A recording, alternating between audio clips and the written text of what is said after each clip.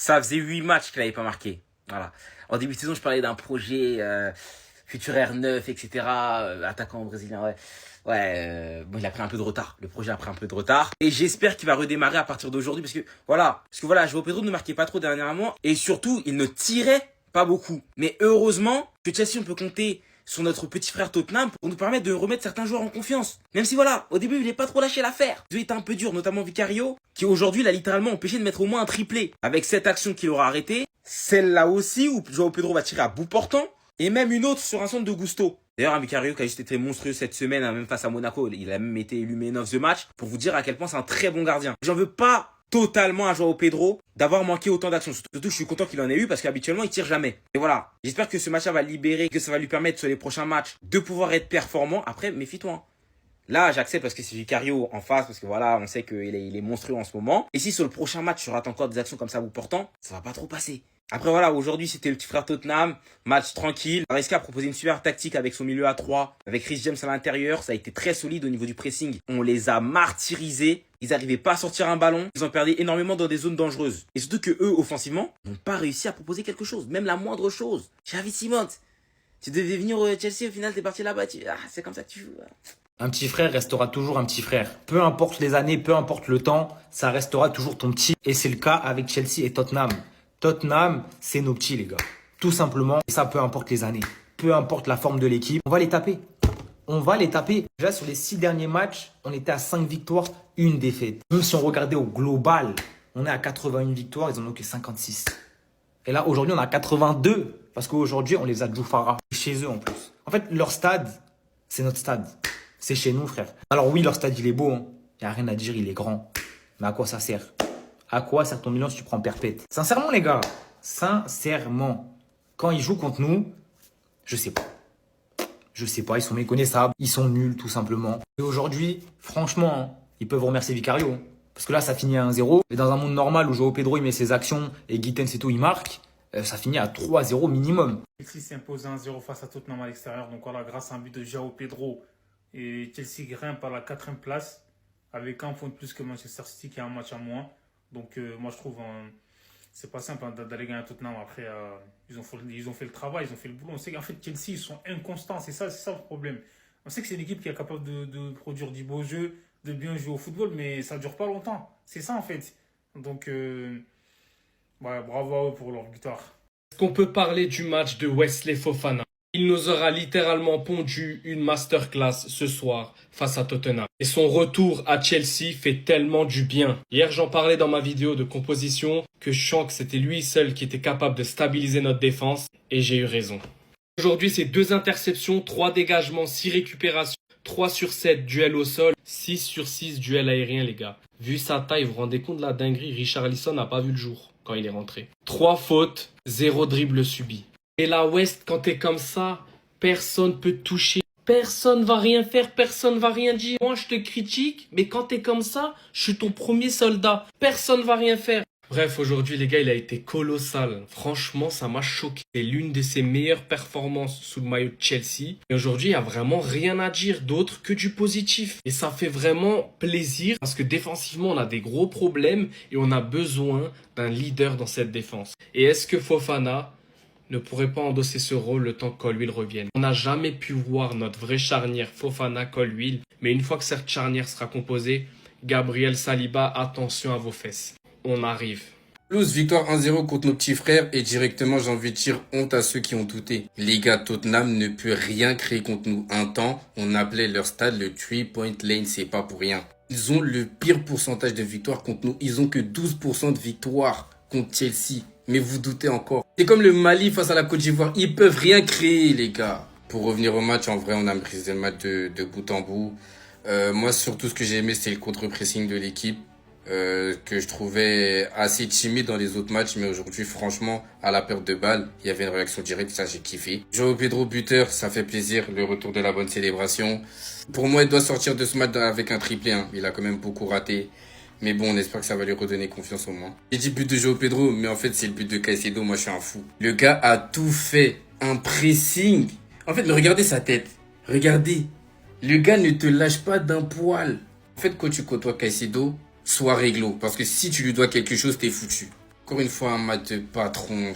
Ouah, c'est trop, c'est trop. Le meilleur, tout simplement. On a aussi eu Chalobah, Fofana, très sérieux. Franchement, un très bon match. Fofana, je prie pour qu'il retrouve son meilleur niveau parce qu'on en a vraiment besoin. En fin de première mi-temps, on a eu cet incident. Pour moi, il y a carton rouge. Il y a carton rouge. Il va lui détruire la cheville. Ça me fait rire parce qu'il y a eu bagarre. Et après, Reece James, il check Bentancourt, tranquille. Reece James, en fait, il est de retour à son meilleur niveau physique. Par la suite, en deuxième mi-temps, bah voilà, c'était toujours maîtrisé. Grosse deuxième mi-temps de Reece James. Wow, j'ai vraiment kiffé, j'ai vraiment été impressionné. Franchement, il était au four et au moulin. Et arrêtez de le comparer avec des humains, là, s'il vous plaît.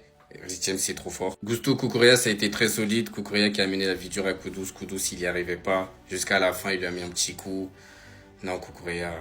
Neto a été bon, surtout en première mi-temps offensivement.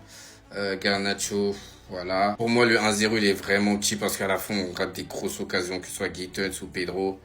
Et on doit finir ce match à minimum 3-0. Mais bon, on prend la victoire. On remonte dans le top 4. Donc c'est que du bon, comme au New Blues. Victoire de Chelsea, 1-0 aujourd'hui face à Tottenham. Et est-ce qu'on change les habitudes face à Tottenham? Bien sûr que non. C'est littéralement la 5e victoire d'affilée de Chelsea face à Tottenham. En fait, comme je vous l'ai toujours dit, c'est nos petits. Leur stade s'appelle 3-Point Lane, en référence à leur ancien stade White Hart Lane. Mais vu qu'on gagne tout le temps, 3-Point Lane. Et franchement les gars, c'était un match à sens unique. 1-0 ne reflète pas du tout la réalité du match. On les a littéralement bousillés. Tottenham était inexistant les gars, 0 grosse occasion, 3 petits tirs, t'es à domicile. Tout ce qu'on a raté les gars, c'est pour ça que je vous dis que normalement il y a minimum 4-0. Le premier raté en première période, c'est João Pedro les gars, comment il rate ça? Ensuite il rate également un face-à-face fin du match, tout comme Gittens qui aura peut-être fait 3 morts dans les tribunes. Mais Chelsea s'impose 1-0 et on n'a pas stressé.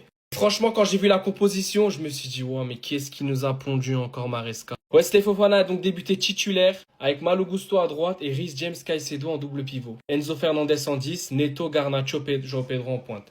Respect les gars, j'ai rien à dire. Tottenham a été inefficace. Ils ont rien fait les gars et c'est lui, il a tout fait. On sait le critiquer, mais ce match-là les gars, c'est une masterclass d'Enzo Maresca. L'unique but de la rencontre a été inscrit du coup par João Pedro. Enfin, il débloque son compteur but. Malgré qu'il a raté je ne sais combien d'occasions, ça fait extrêmement plaisir. Mais ce but, il vient d'un homme.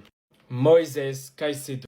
Je le répète tout le temps les gars, mais c'est le meilleur 6 du monde. Il a été colossal, monstrueux les gars. Il a bloqué le milieu de terrain. Il était partout les gars. Une pieuvre, il récupérait, il interceptait, il jouait. Et sur le but, il récupère la balle. Sur un pressing où il était seul les gars. Il a pressé tout seul, 2 fois presse. Il la décale pour João Pedro qui finit dans un but quasiment vide. 1-0 pour Chelsea, qui sera le score final du match. Les gars, j'ai même pas de superlatif pour exprimer ce que je ressens envers Moises Caicedo. C'est tellement boosté. Les gars, avoir un joueur comme ça dans son équipe, c'est une folie. Et c'est pas le seul à nous avoir pondu une masterclass. Reece James est également concerné. Il nous a fait un très gros match. Et alors Fofana, les gars, le match qui nous a sorti. Je faisais une vidéo hier dans la compo pour expliquer pourquoi je choisissais Wesley Fofana. Mais viens, on enterre la hache de guerre. Viens stabiliser cette défense.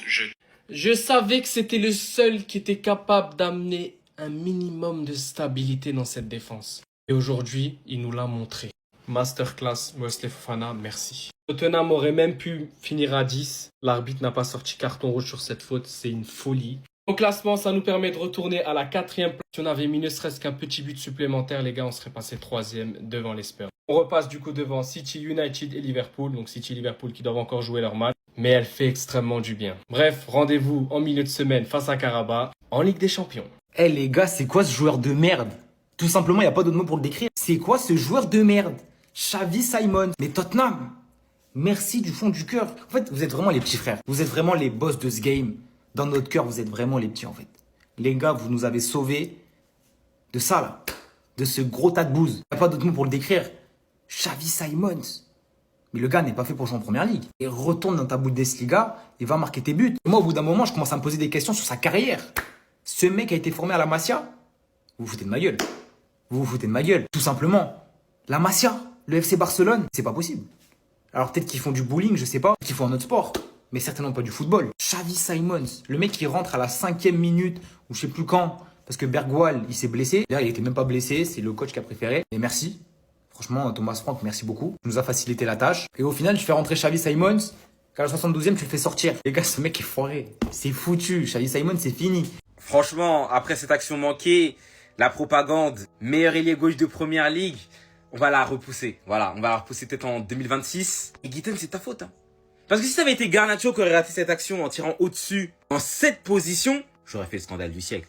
Voilà, je vous dis la vérité, j'aurais fait le scandale du siècle. J'aurais crié, regardez, c'est lui! Je vous avais dit quoi? Il est limité! Mais malheureusement, ou bien heureusement pour Garnacho, c'est Gittens. Et ça me fait mal parce que là, il était sur un superbe enchaînement. Le match face à l'Ajax Amsterdam où il avait été élu Man of the Match. Puis celui face aux Wolves où pareil, Man of the Match. En plus de ça, il nous avait marqué un but, peut-être même le plus beau de sa carrière en mettant une frappe demi-volée, poteau rentrant. Et tout ça hors surface de réparation. Je me suis dit que voilà, aujourd'hui il va rentrer à la place de Garnacho, qui est un joueur que je ne déteste pas. Hein. C'est juste qu'il est limité, je comprends pas pourquoi on l'a acheté. Et c'est ça qui me frustre en vrai. Mais sinon j'ai rien contre lui. C'est un joueur qui se la donne quand il joue et ça c'est bien. Mais malheureusement, se la donner, ça fait pas tout. Parce qu'à un moment donné, c'est le talent aussi qui joue. Et du talent, j'en vois plus du côté de Gittens. Mais qui va retarder l'échéance du projet meilleur ailier gauche de première ligue en ratant cette action. Parce qu'on sait tous qu'il ne passera pas devant Garnacho pour l'instant dans la hiérarchie. Maintenant, à lui de bosser, à lui de continuer de bien enchaîner les matchs. Et normalement, il jouera en Ligue des Champions lors du prochain. Et Gittens, mets-la moi celle-là, frère.